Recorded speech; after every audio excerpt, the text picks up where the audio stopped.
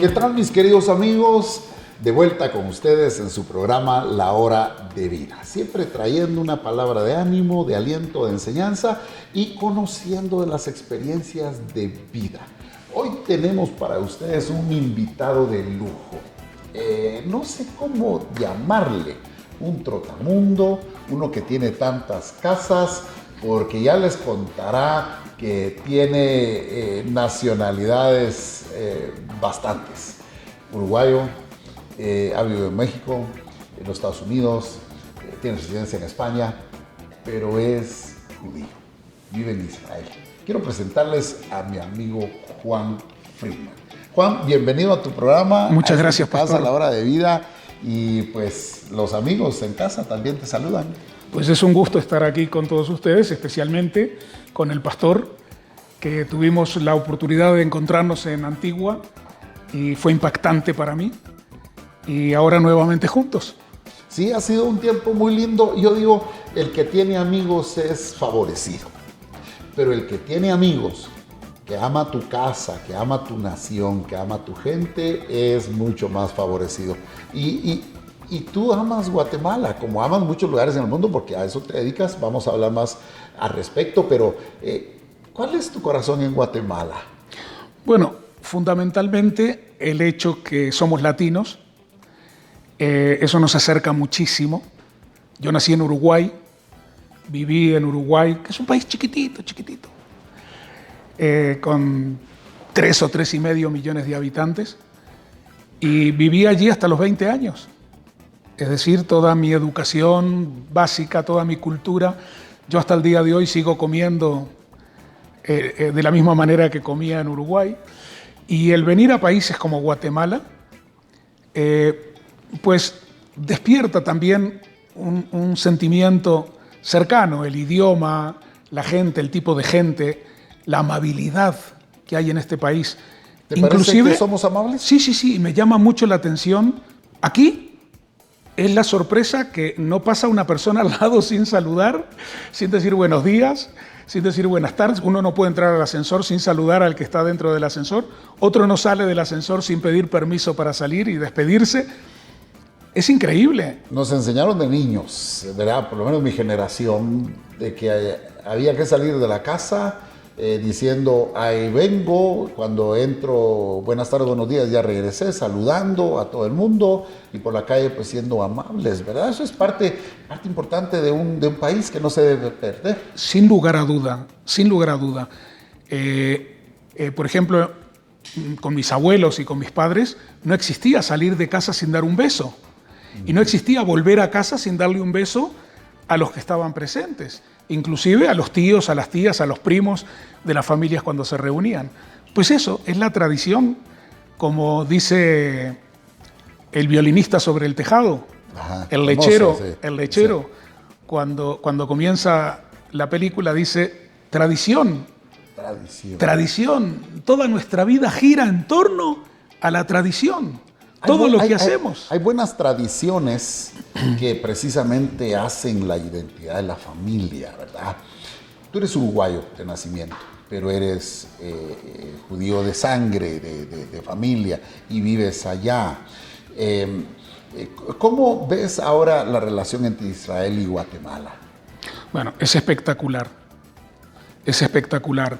Los últimos años, indudablemente, tuve la oportunidad de estar aquí haciendo una presentación sobre Israel, sobre los viajes a Israel, para los grupos, para que los pastores puedan organizar sus grupos.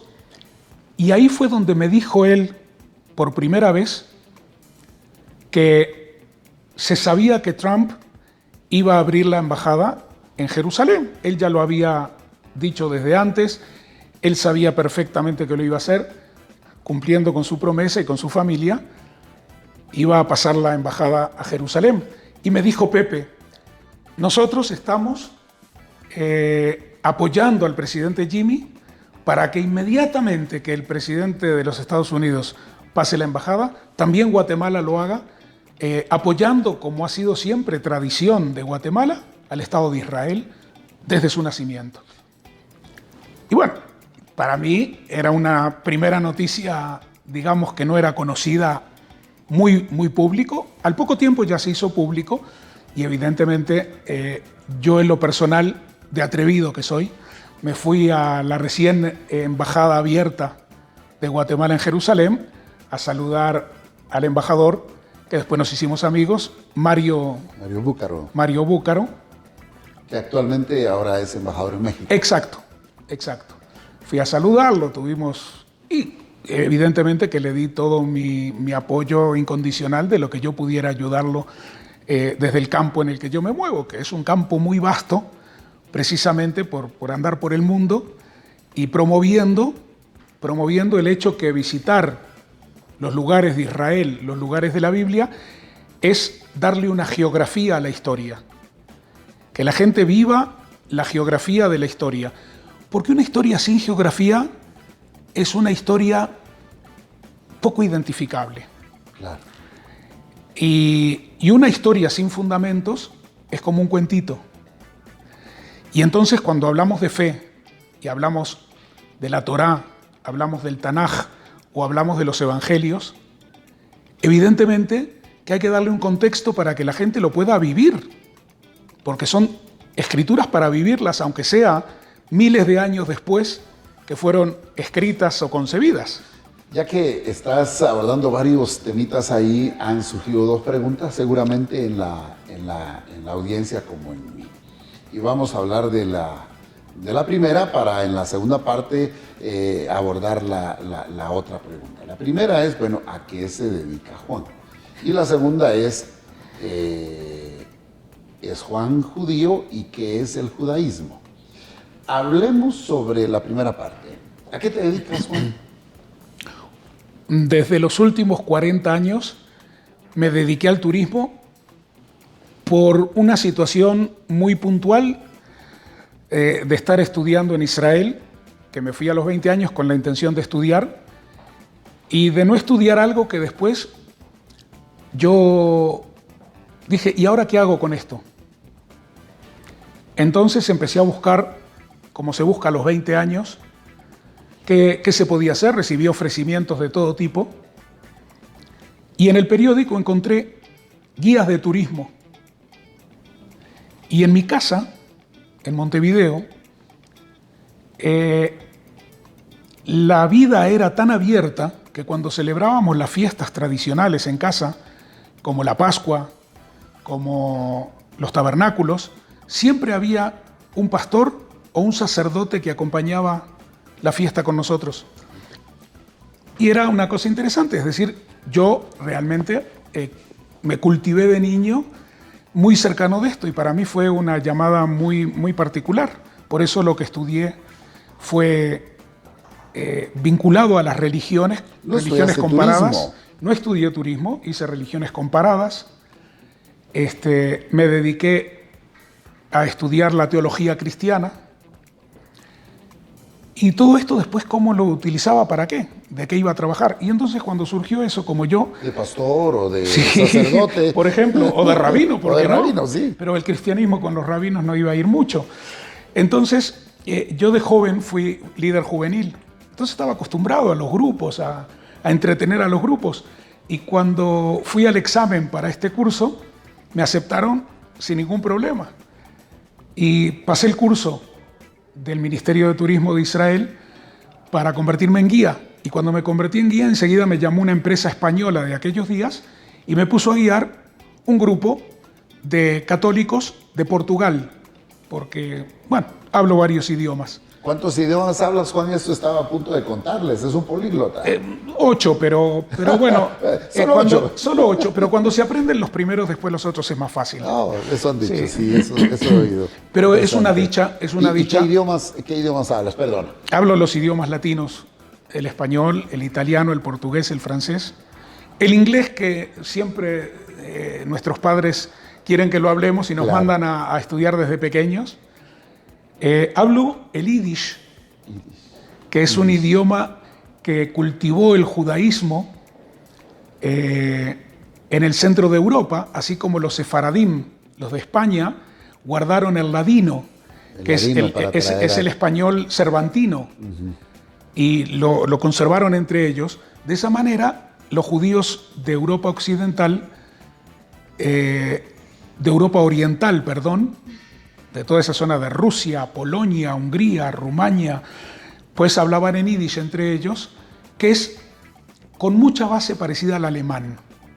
Y luego el hebreo y el árabe por estar en una zona que pues es bueno hablarlo. El hebreo evidentemente ya es parte de la cultura de uno, entonces Bueno, siguiendo con el tema del turismo, me contabas que también llevaste la peregrinación más grande de jóvenes a Israel para un momento, para una ocasión especial, con un personaje especial de la historia. Sí, la verdad que siguiendo ese proceso entré a trabajar como guía y unos 10 años después, que como ya había mencionado antes, viví fuera de Israel. Estuve en Miami, en México, en España, y al volver a Israel creé mi propia compañía, Génesis. Y empecé a trabajar con distintos grupos de las diferentes iglesias, tanto en el campo católico como evangélico, con los diferentes grupos evangélicos, aprender todo esto cuando yo conocía la teoría pero no la práctica, es decir, conocía la teología, pero no el comportamiento de las diferentes iglesias, y cada una con sus detalles y con sus gustos y sus tradiciones. Y así pasaron los años y un buen día me llamaron los creadores y líderes fundadores del camino neocatecumenal de la Iglesia Católica y me dijeron: te decimos en secreto que Juan Pablo II, el Papa, va a venir a visitar Tierra Santa el próximo mes de marzo en el año 2000. E inmediatamente comenzamos a cerrar hoteles con reservas porque se nos había hablado de traer 50.000 personas. Ahora, Israel es muy chiquito. Cuando el primer autobús salió de Jerusalén y llegó al mar de Galilea, el último autobús no salió todavía para llevar 50.000 personas por esas carreteras. Imagino la línea. Es una línea. Entonces había que hacer una logística impresionante. Y ahí la empresa creció y trajimos 45.000 personas, la mayoría jóvenes, que venían a acompañar al Papa. Se hizo una celebración de misa, una celebración eucarística en el Monte de las Bienaventuranzas, que fue espectacular. 100.000 personas. Estamos hablando de Israel, que cuando un papa organiza algo con 1 millón de personas en Roma, pues es Roma.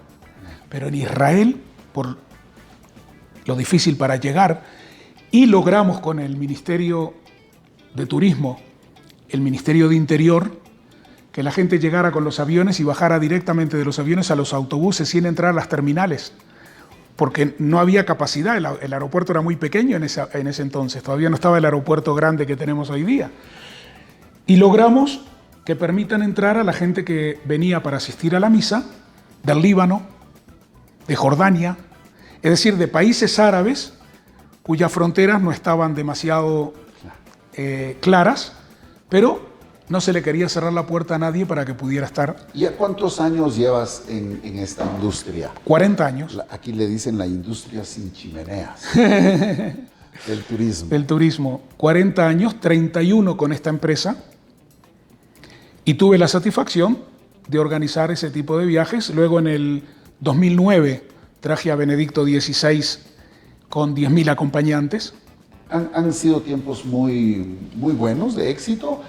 Me contabas también cuando estuvimos en la Antigua que el tiempo de la pandemia fue un tiempo interesante y que como que reseteó muchas cosas hacia el futuro. Sin lugar a duda. Como toda empresa experimentó en este tiempo, ¿no? Para mí hay un testimonio de Dios que, aparte de que en mi educación, en mi genética, yo sé que Dios es implacable, yo sé que Dios está presente, pero uno muchas veces se olvida. De tantos árboles uno no ve el bosque. Y estamos tan aferrados a la columna que nos preocupa solo el tema de la casa, del trabajo, del dinero, del coche, y nos olvidamos de lo esencial. Porque, como decía el libro, lo esencial es invisible a los ojos. Pero cuando se detiene la rueda, cuando ya uno no puede hacer nada, y pasan los meses, y por la pandemia uno tiene que estar encerrado en casa, y ya las cosas no funcionan, de repente empiezan a aparecer cosas que uno no se imaginaba. Yo no me imaginaba que en ese momento pues yo estaba a punto de perder la empresa. Como se paró la rueda, me di cuenta que habían pasado situaciones que no eran correctas y sentí que el mundo... Que de haber seguido corriendo no te das cuenta. Exacto. Ya muy tarde. Exacto, porque uno no se para. Uno no se para a pensar, uno no mira la mano y dice, pero si tengo 10 dedos, ¿quién piensa que tiene 10 dedos? ¿Quién piensa que camina porque tiene 2 piernas? ¿Quién piensa que vemos porque tenemos una panorámica ya que tenemos 2 ojos? Si tuviéramos solo uno aquí, pues no veríamos de la misma forma panorámica. ¿Por qué oímos en estéreo? Porque tenemos 2 oídos. Pero no pensamos en eso. ¿Quién piensa en esas cosas? ¿Quién se detiene a pensar la perfección con la que Dios nos hizo a su imagen y semejanza? Nadie. Entonces, seguimos adelante. Pero aquí nos detuvimos. Y me di cuenta que de tanto trabajar, de viajar 240 días al año, pues se me habían ido las cosas de la mano. ¿Qué fue lo principal que cambió el 2020 para Job? Que en el momento que quienes me hicieron mal desaparecieron de delante de mi vista, Dios me concedió una persona que apareció y me dijo, yo te voy a ayudar. Y le dije, ¿pero a ti quién te manda? ¿Dios? Se empezó a reír de mí, claro. Me dice, pues yo de ángel tengo poco. Pero me ayudó en todo, y en 4 meses mi empresa era el triple de lo que había sido antes. Wow. Tanto en proyección futura como en todos los planteamientos y la gente que había él traído para reforzar el trabajo, y creamos un producto nuevo que era para sacar a los israelíes y traerlos a los países que no conoce el israelí. El israelí conoce Europa, el israelí conoce Estados Unidos, conoce Tailandia, pero no conoce América Central. La conocen solo los mochileros. Sí, y va a conocer mucho más de nuestra bella Guatemala, ese turismo de clase especial que viene de Israel. Y vamos a seguir platicando con Juan luego de este corte. Por favor, no se aparte porque vamos a preguntarle respecto de qué es el judaísmo y qué nos puede enseñar para aplicar el día de hoy.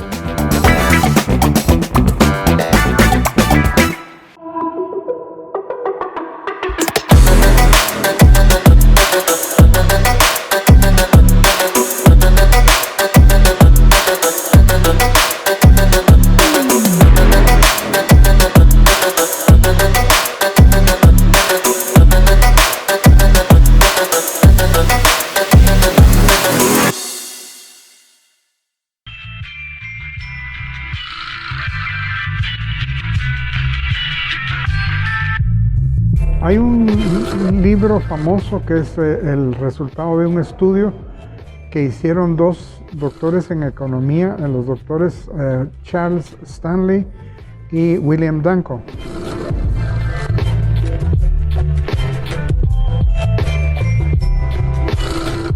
Ellos mandaron a sus estudiantes a que investigaran 1000 millonarios en Nueva York.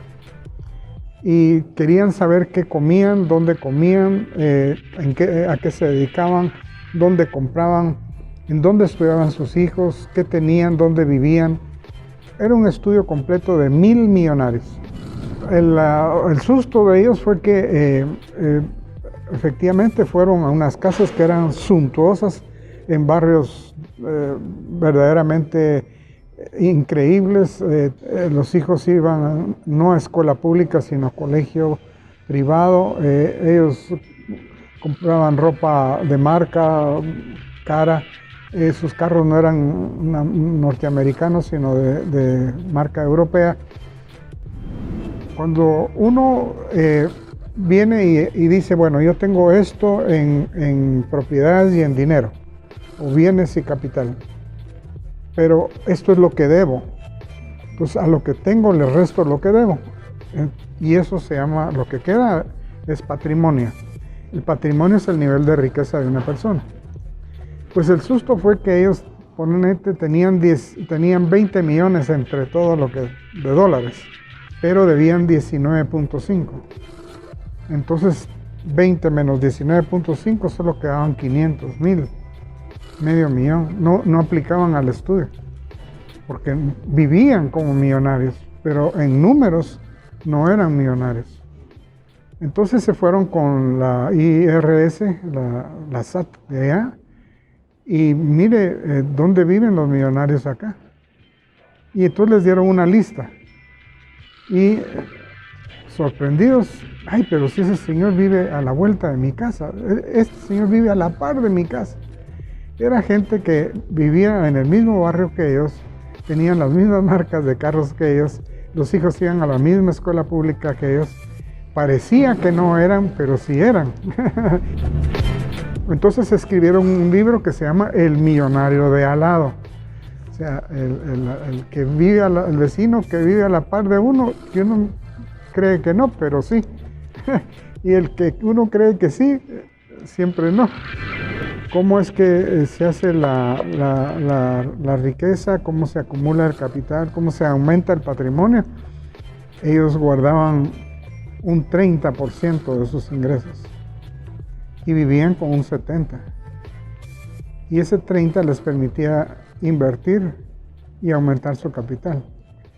El estudio demostró que las familias de ciertas nacionalidades en Estados Unidos destacaban más por hacer capital o aumentar su patrimonio que otros. Eso está en la mente. A hacer plata. Es como cuando un extranjero viene a nuestro país, viene con la idea de hacer plata. Nosotros solo con que pasemos el día y termine el mes y tener 2, 3, 4 cositas, ya llenamos la cuota. Pero el que llega a un país es porque llegó a hacerla, no a pasarla.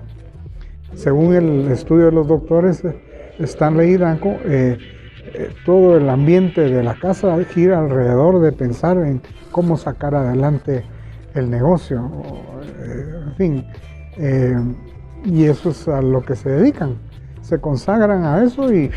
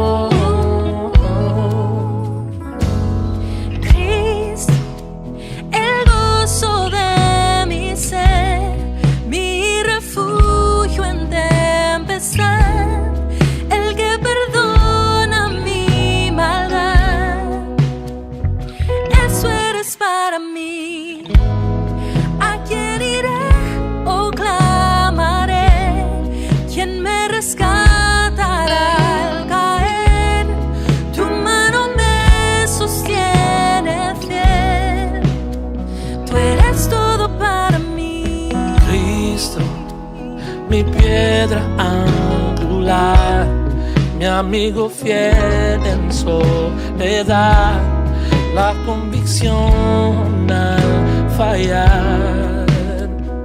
Eso eres para mí, eres la paz en mi canción, el que me libra del mal. Yo amo cuando me abrazas, Dios. Tú eres todo para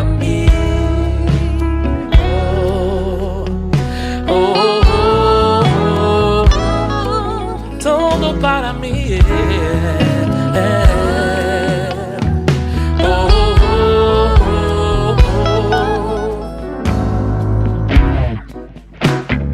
Tú me sanaste, gracias Cristo. Tú me cubriste, gracias Cristo. Tú me liberaste, gracias Cristo. Tú proveíste, gracias Cristo. Me sanaste, tú me sanaste, gracias Cristo. Gracias Cristo, tú me cubriste, tú me cubriste, gracias Cristo. Gracias Cristo, hey. Tú me liberaste, gracias Cristo. Tú proveíste, tú eres todo para mí.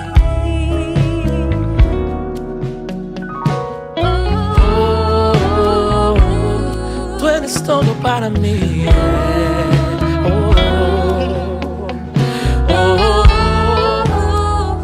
Todo, todo.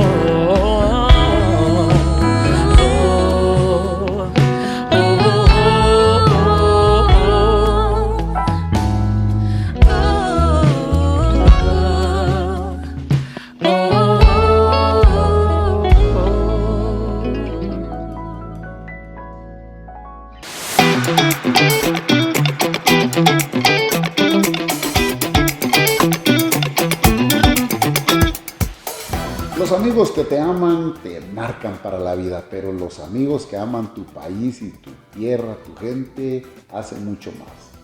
Y eso es lo que está haciendo Juan Friedman aquí en Guatemala.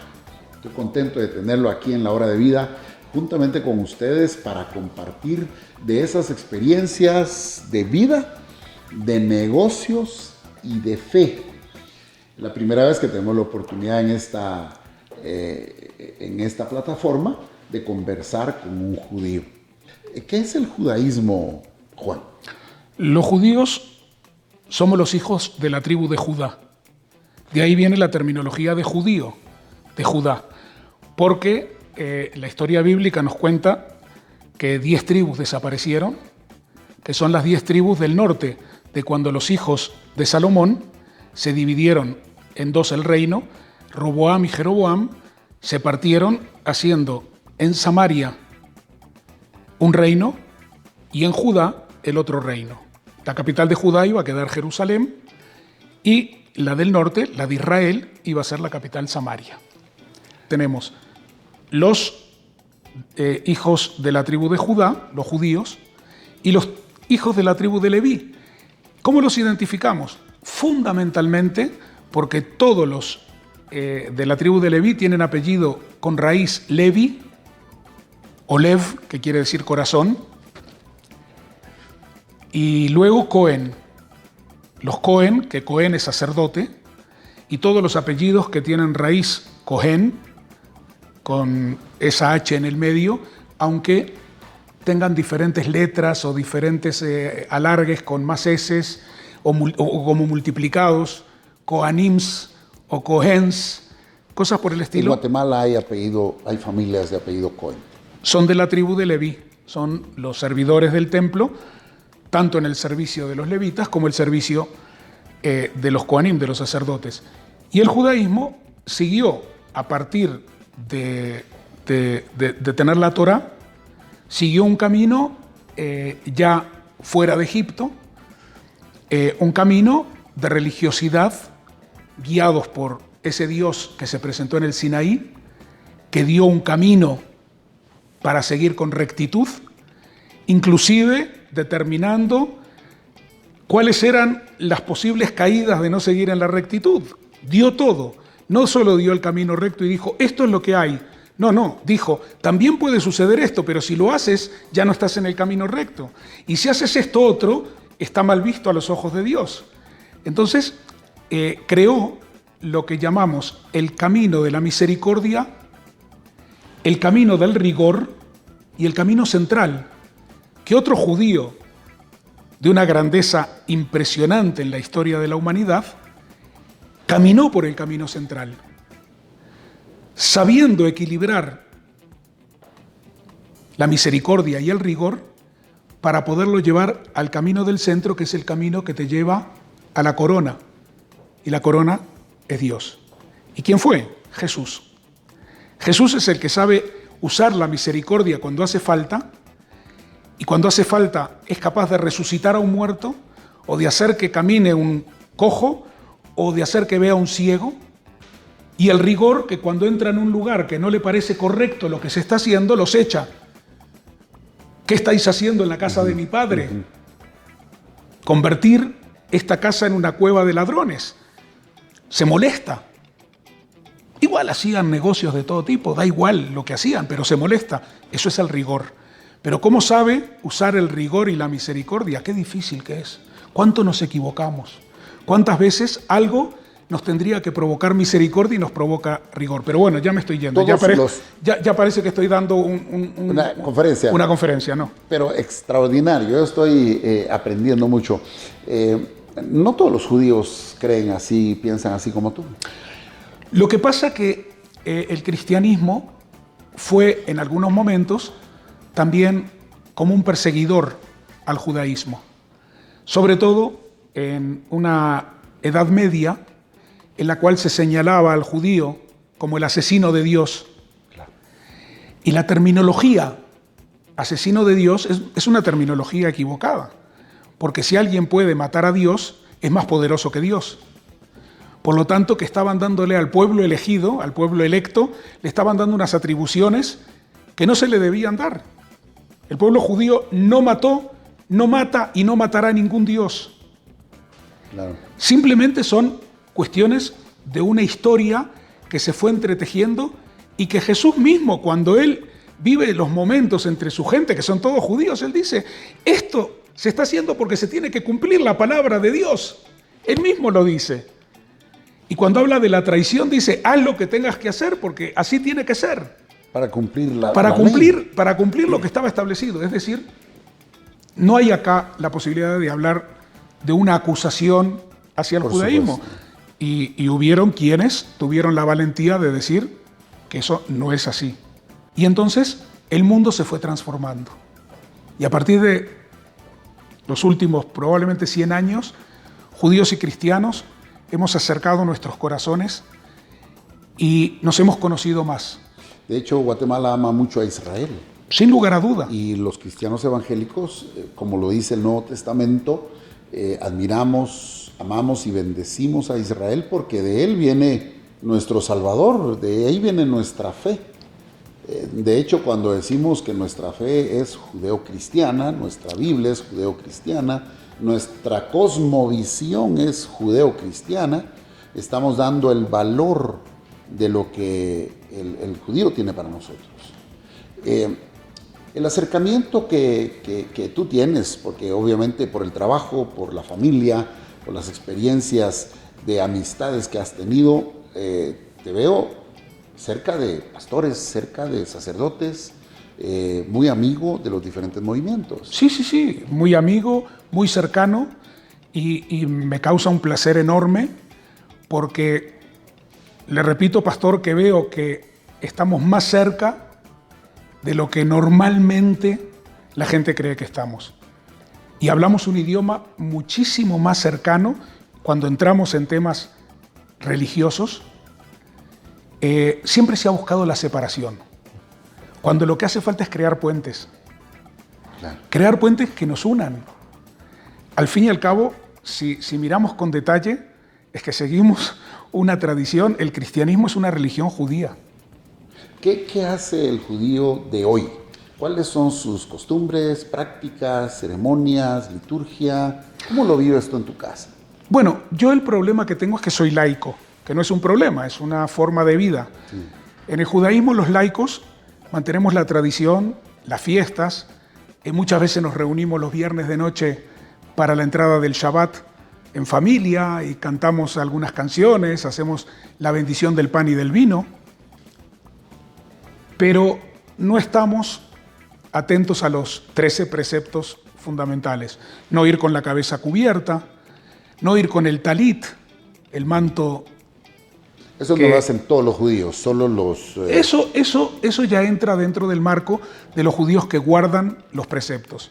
Más los judíos, religiosos. los más, judíos que van con su kipá, aunque pueden ser médicos, abogados, ingenieros, comerciantes, se visten como nosotros, pero van con la kipá y respetan los preceptos ¿Qué básicos. significa la kipá? Aquí vemos algunos personajes, Sí. Identificamos que son judíos, pero para ustedes, ¿qué significa ir con la cabeza tapada? El Talmud dice que un hombre, por más alto que pueda saltar, nunca podrá superar la altura de Dios.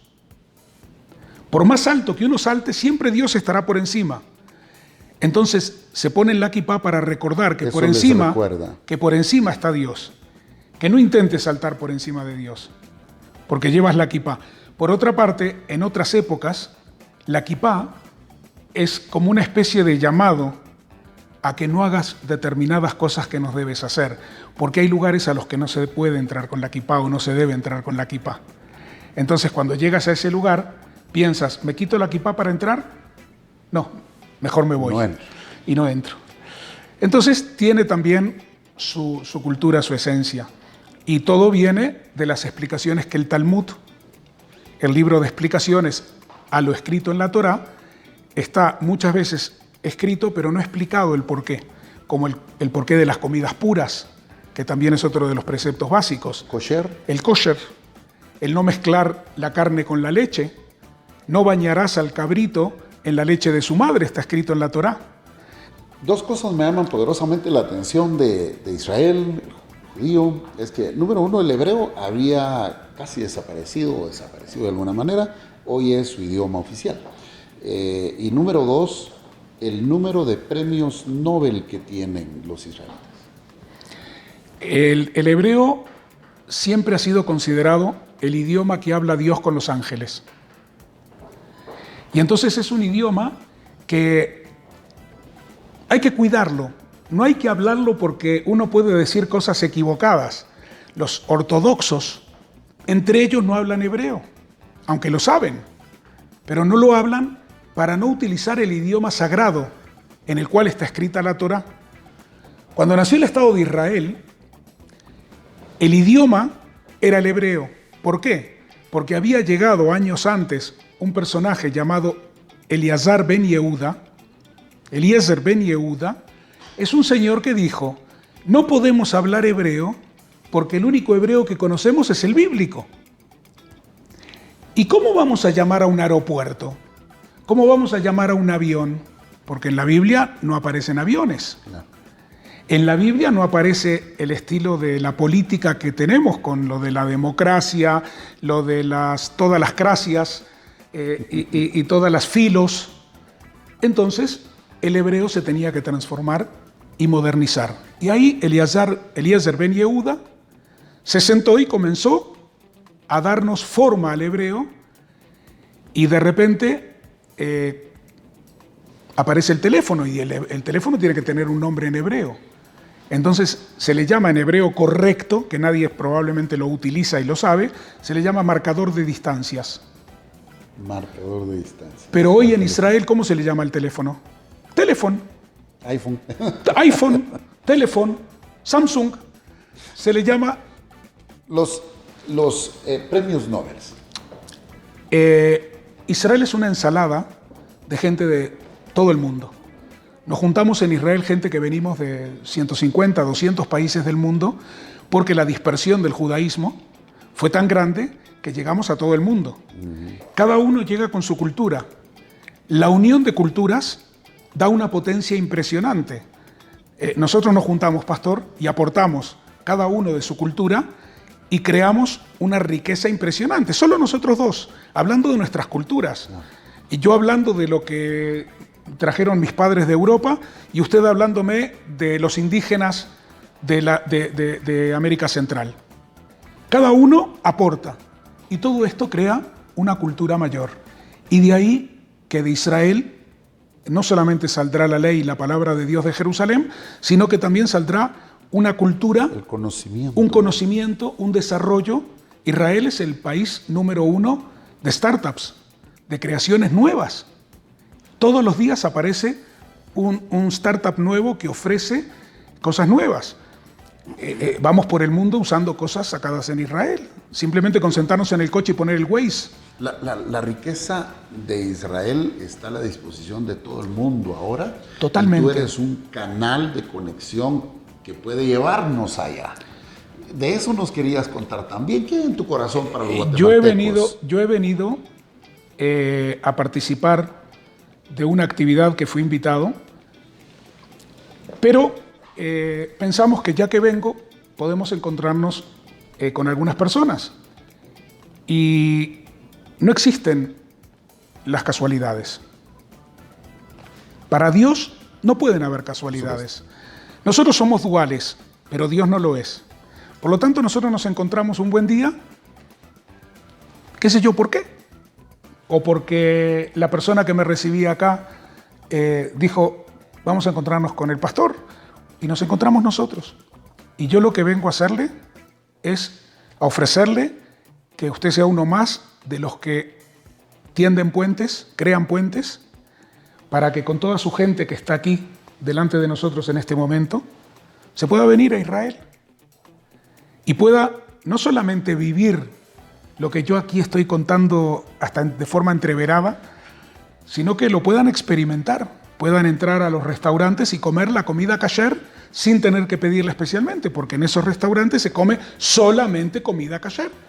¿Por qué? Porque así puede comer un cristiano y puede comer un judío que guarda los alimentos puros, que no mezcla la carne con la leche. Todo de una forma muy normal. Y poder recorrer las calles, poder conocer a la gente, pero también poder ir a la fuente de las raíces de la fe del cristianismo. ¿Cuál sería el recorrido? ¿Cuál sería El recorrido que yo no solamente lo invito, sino que le tiendo y se lo voy a poner así como una alfombra adelante, es que llegue con su gente al Cairo, capital de Egipto, porque ahí vamos a vivir la esclavitud del pueblo que necesitaba vivir una esclavitud para poder salir a la libertad. Y Dios, con mano fuerte y brazo extendido, sacó a su pueblo de la esclavitud a través de Moisés y todos aquellos que lo rodeaban, con una historia muy particular de Moisés, con muchos añadidos también a su historia a través de cuentos de aquella época. El sacado de las aguas, Moisés viene del sacado de las aguas, como la princesa lo sacó de las aguas donde lo habían puesto en una canastita para que no lo maten.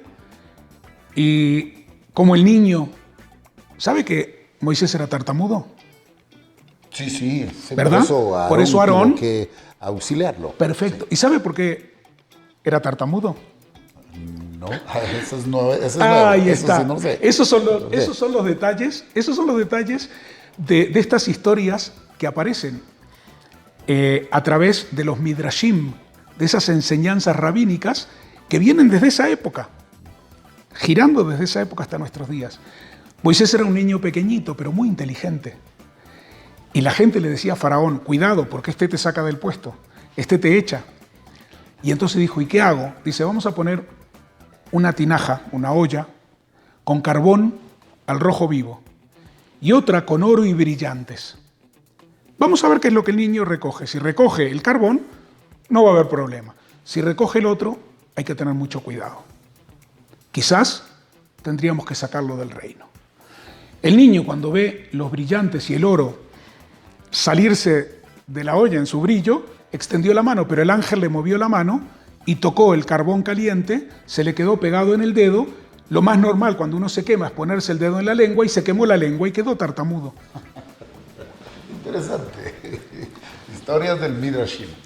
Exacto. Que podríamos aprender al ir a recorrer esas tierras. Por ejemplo, esos tours. Por ejemplo, porque todo está al alcance de la mano. ¿Qué más sería la Y experiencia? encontrar las pirámides que nos transportan a miles de años de historia, una historia increíble de los faraones, la forma de vida, sus creencias. Inclusive vemos que aunque creían en muchos dioses, había uno que era el jefe. Entonces siempre hay un dios principal, aunque después tenga otros dioses. Bueno, otros los llaman santos, otros los llaman lo que quieran. El recorrido sería también por el desierto, llegar hasta Exacto, porque del Cairo, Israel, la tierra prometida. en el Cairo veríamos también el nuevo museo, veríamos las costumbres del Cairo, los coptos que fueron creados o enseñados por Marcos, el apóstol, que estuvo por Egipto y nacieron los coptos. Y luego saldríamos del Cairo a la península del Sinaí, una península así como un triángulo, que en la parte inferior está el monte Sinaí. El monte donde recibió la ley Moisés. Exacto. Y cruzaríamos del continente africano al continente asiático, pasando por el Mar Rojo, y ahí, después de pasar por Mara, recordando las aguas amargas, Las aguas amargas de Mara. llegamos al Sinaí. Y nos quedamos a dormir al pie del Sinaí. No en el desierto, no en la arena. Hay unos hoteles que no son hoteles como estamos acostumbrados en las ciudades. Hubieran estado esos en el tiempo de Moisés, no se desespera el pueblo. No, para esperándolo. nada, seguro que no, seguro que no. Y son unos hotelitos muy sencillos, pero que dan una sensación del lugar donde uno está. Se come bien y a la 1 de la mañana, 2 de la mañana se puede subir al monte. Se me prepara haciendo caminatas ahí por Tenemos por costumbre Antigua. de subir Por Antigua. volcanes allá. Bueno, subiendo volcanes no hay problema, se suben al monte, son unas 3 horas de subida y luego ver amanecer arriba del monte es como ver la creación. Y en el monte, Increíble. donde la tradición nos ha ubicado, el lugar donde Moisés recibió las tablas de la ley. Y leer ahí arriba en ese momento es como estar recibiendo otra vez las tablas de la ley. Esa experiencia ya vale solamente moverse de Guatemala a aquella tierra. Solo esa experiencia ya merece la pena. ¿Qué pueden hacer los amigos? ¿Cómo podemos...? Porque ya nos ilusionaste. Pero todavía Ya nos no. haces ¿Cómo lo voy soñar, a ya voy a con lo ilusionar? poco Si que todavía no hemos salimos oído. del Sinaí, tenemos que salir del Sinaí, subir y entrar a la tierra prometida. Entrar a la tierra que emana leche y miel. Y ahí, pasando por el lugar más bajo del planeta, el Mar Muerto, seguir hacia la Galilea y dejar de ser esclavos. Y encontrarse con el Evangelio. Encontrarse con una historia más fresca que salió de la esclavitud y que viene a traer una nueva palabra y una buena palabra para vivir mejor, para hacer las cosas por el camino del centro, sabiendo equilibrar los dos caminos laterales y entrar en el Evangelio y recorrer la Galilea a través del Evangelio, siguiendo los pasos de Jesús, siguiendo la historia y a partir de ese momento vivir una historia con geografía. No importa si es acá donde pasó, pero cuando uno está arriba de un monte, está arriba del monte. ¿Dónde se apoyó para decir algo? Me tiene sin cuidado, pero sé que estoy arriba del monte. Los montes no cambian. ¿Se irá al monte de las bienaventuranzas? Claro, se va al monte de las bienaventuranzas, se va a Cafarnaúm. Entendemos por qué al paralítico se lo metió por el techo de una casa para que pueda ver a Jesús, que estaba hablando dentro de la casa, porque si no, no lo entendemos. ¿Por qué se metió por el techo de la casa? ¿Que no hay puertas? Hay puertas. Pero vemos los restos de las casas y entendemos por qué las cosas. Y entendemos la historia de la casa de la suegra de Pedro. Y entendemos la historia de por qué curó al siervo del centurión. Y el siervo, en reconocimiento, le dio dinero para construir una sinagoga en el lugar, que no había. Y construyeron una sinagoga que fue donde Jesús habló del pan de vida. Y dijo qué es lo que era el pan que Dios les había dado. Es decir, vivenciar las cosas en lugares que son auténticos. Para ese punto, ¿cuánto tiempo llevamos de estar caminando desde que salimos de Guatemala? Poquito. Se sale de Guatemala, llegamos al otro día al Cairo y del Cairo ya salimos al cuarto día, al quinto día ya estamos en el Mar Muerto. Y luego al sexto día, el Mar Muerto, también hay que bañarse en las aguas del Mar Muerto. Claro. Son aguas densas y saladas que no hay otra en el mundo. Y es cierto que flota la persona. No, sin rejuvenece, hundirse. rejuvenece. Rejuvenece, no solo Rejuvenece. flota. Se curan los problemas de psoriasis, se curan los problemas de piel, se curan los problemas de huesos. Uno sale con 10 años menos. Por eso no hay que bañarse mucho rato, hay que bañarse lo justo. No vaya a ser que Para- salgas como bebé. Ah, no, claro. Después es un problema estar llevando a todos los bebés en el Claro, autobús. después de regreso. Pero es una maravilla. De ahí se sacan las cremas del Mar Muerto.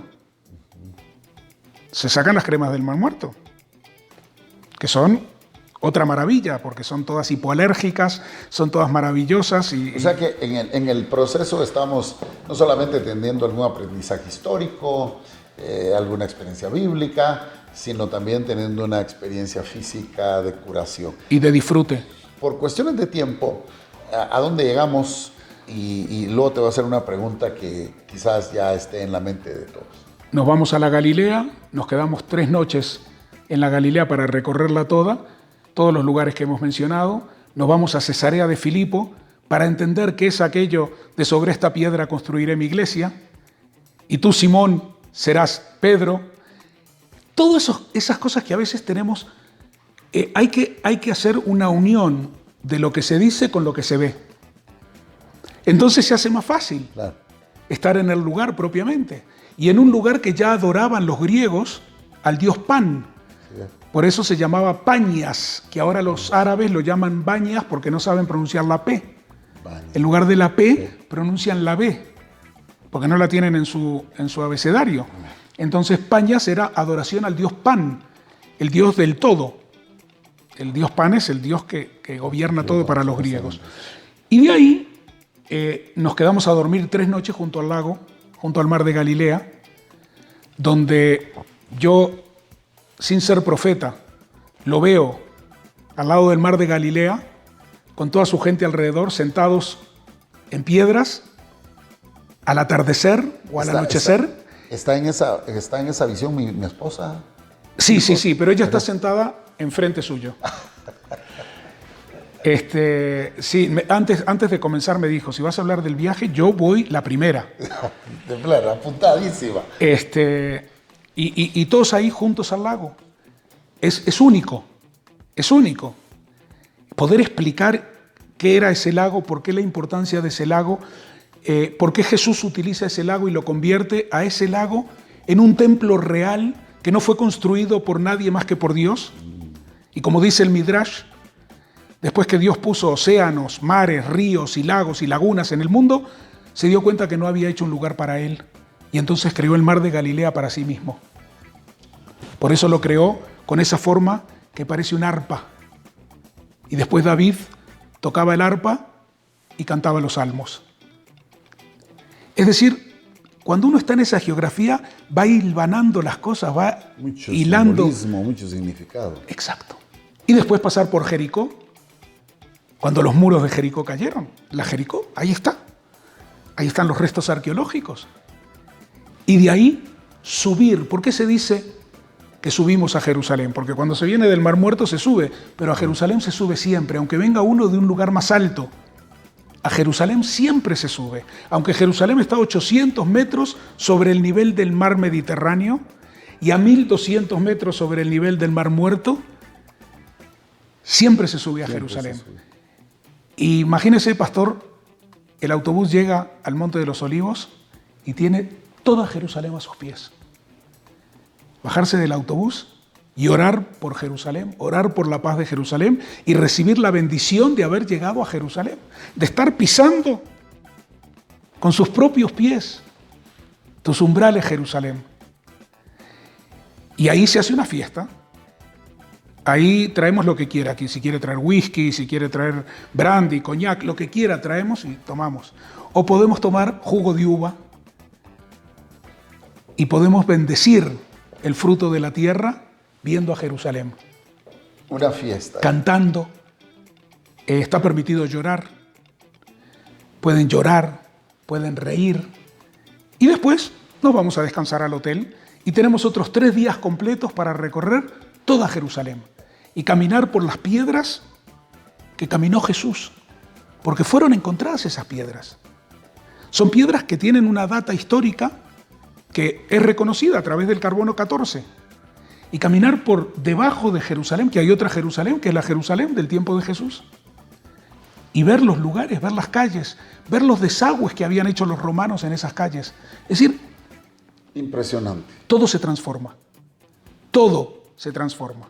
Bien, esta puede ser la experiencia de la vida, como hemos tenido esta experiencia aquí en el programa, aprendiendo, conociendo, ampliando nuestro conocimiento acerca de temas que quizás no se hablan todos los días, pero de repente en el corazón, desde hace mucho tiempo, está esa ilusión. Juan, ¿puedes darnos unas palabras de despedida, de ánimo, de bendición para las familias que nos están viendo y pues animarlos para que un día estemos contigo allá en Israel? ¿Saben la última noticia de hoy de Jerusalén? ¿La han oído? Por si no la han oído, yo se las voy a contar. Dios los ama a todos. Y los ama en Guatemala especialmente porque Guatemala es un país que piensa en Jerusalén, que piensa en la tierra de Israel. Tenemos una relación entre los dos países que es muy significativa. Hemos vivido estos últimos 14 meses diferentes, raros, tristes para algunos, dolorosos para otros, importantísimos, como en mi caso que da un testimonio personal.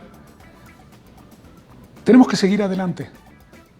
Todo esto Dios lo determinó porque hacía falta que abriéramos los ojos, que dejáramos de estar aferrados a la columna y que supiéramos que Dios está constantemente al lado de uno, acá, y no se separa, Prestémosle atención, vivamos nuestra vida como debe ser, amemos y seremos amados, demos y recibiremos, compartiendo llegaremos a todas partes. Felicidad para todos. Juan, muchísimas gracias. Espero que pronto volvamos a vernos acá en Guatemala y seguramente en Israel. Así será. Dios te bendiga. Muchas gracias.